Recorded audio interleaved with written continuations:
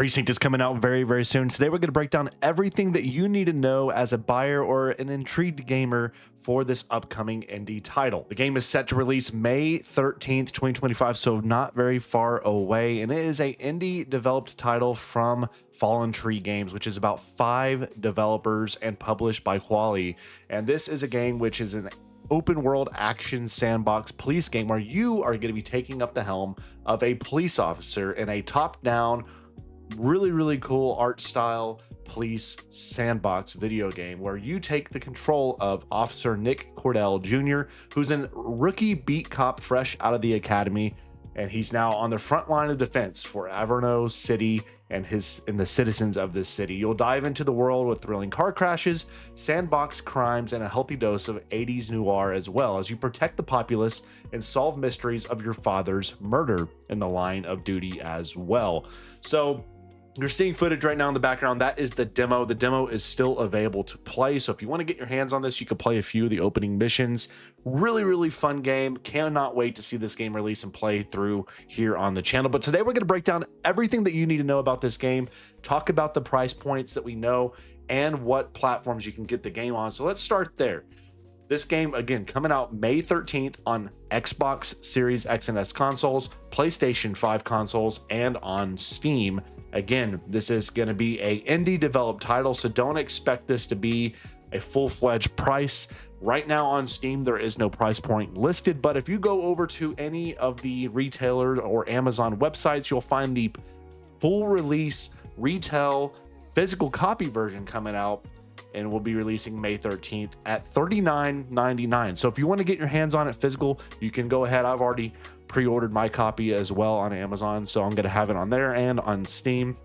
But $39.99 is the price point, so you can assume that that will be at least similar, $39.99 on Steam come day one. So what do you do in this game? Again, it's a top-down open world action police game, and it's set in the fictional city here in 1980s. But in this game, you will take on a variety of procedural crimes ranging from bank robberies to typical parking tickets. You'll choose which callouts you want to respond to and deal with them as you see fit. Now, this game will not allow you to be a bad cop. And what I mean by that is you can't turn rogue and do unlawful actions. Okay, you've got to be a good cop in this game. So it's not opened up where you can just do whatever the heck you want. You got to follow the law. You got to solve these crimes. You got to take care of the city and do what you can. So by doing the police work, good police work, and having successful pursuits and so forth, you'll earn what are called support tokens. You can spend these tokens on callouts to request backup, spike strips, roadblocks, and the like to help aid you in your various missions as you go and try to figure out what's going on in the city, solve these crimes, and stop the unlawful order from happening and take them to their cells in the jail, where you'll book them and then put them in their cells for the night or even longer. So there is a story in this game. Again, you are a rookie beat cop of a legendary police chief here in this police department who was murdered, and you're trying to solve your father's murder. That's the overarching story. So it's gonna be really intriguing to see how that story plays out. So far, from what I've spent time within the game, I think it's an intriguing element, but that's not what I'm playing this game for. I'm loving the open sandbox as a police officer, getting to go out here and solve all these crimes and stop crimes from happening. So the game right now is a single player only game. It does not have third person camera or first person camera. It is a top down only game. So do know that going in, this is its unique style. It's not changing from that. There are interiors you will be able to explore at times, but the majority of this game will take place outdoors around the city. So if you're wanting to go through in each of these buildings you're seeing, that's not going to be an option. It's primarily going to be in the streets, chasing down these burglars and graffiti artists and criminals and all that kind of stuff as well. Now, there will not be PC modding at support. They say no PC modding, no multiplayer.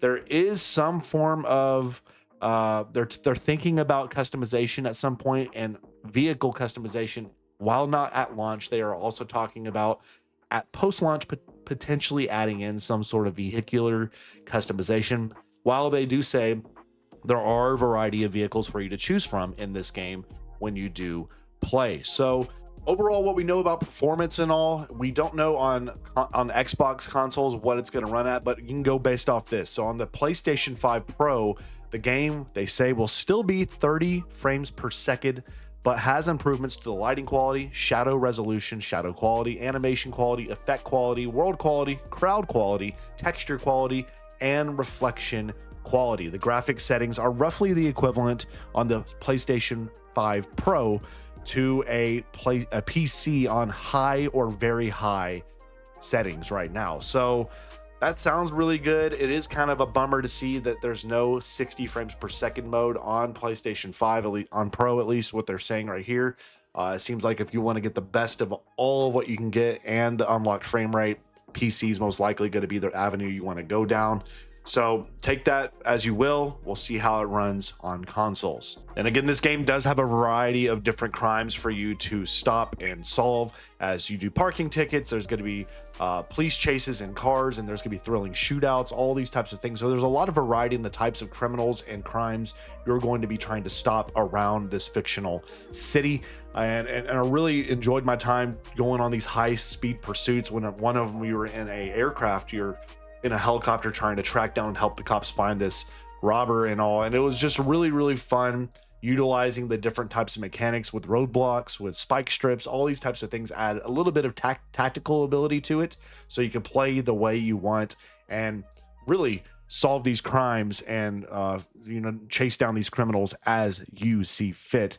And it's just a lot of fun. So you're gonna have a lot of fun exploring the city. It's a living city. It's living and breathing. You're gonna respond to all these sandbox crimes all throughout the city. And again, you can go in alone as a solo beat cop, or you can call in backup, not with multiplayer, but with your AI backup to come support you along the way. Now, this game does support a day-night cycle with dynamic weather as well. So that means there's going to be unique environments at times where maybe the roads are going to be a little bit slick because of the rain, and maybe it's going to be harder to see at times, and that could play a role in how well you're going to do your job day in and day out as this rookie beat cop. But this game is shaping up to be, I think, a huge hit that's going to take the gaming scene by storm. There's always a few games that do this every single year, and the Precinct is shaping up to be a massive game. So if you like what you see and you want to check this out, demo is available on Steam and I believe on consoles.